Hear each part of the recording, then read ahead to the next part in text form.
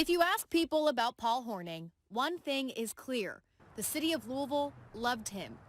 Known as the Golden Boy, Paul Hornung is one of the all-time greats. Like many others, Terry Miners was first introduced to him on his TV screen. When I was a little kid, my dad would watch NFL games, and he pointed at the TV one day and he said, "That guy's from Louisville." And I was like, "What?" And so I became a Packers fan then, because it's the first time I'd ever heard of a local star. And it turned out he was huge. Paul Hornung, a sports superstar.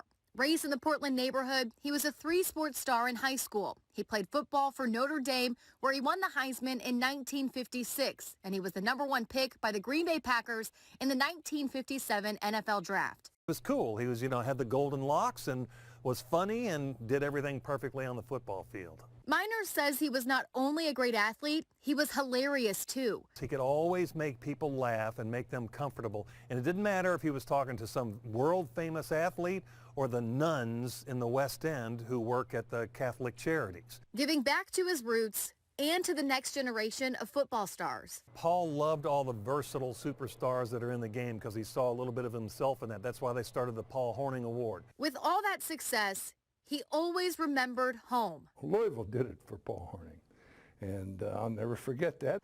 I will miss what he represented for our city. I miss Muhammad Ali. I miss Pee Wee Reese. I miss Laney Lyle. I miss all of those people who are Louisville, who give us the image that we want throughout the world as good people.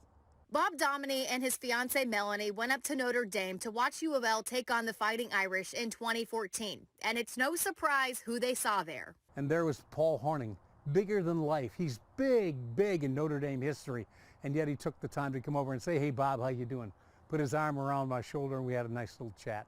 He was never too big or too in the spotlight not to take those he knows and cares for in mind.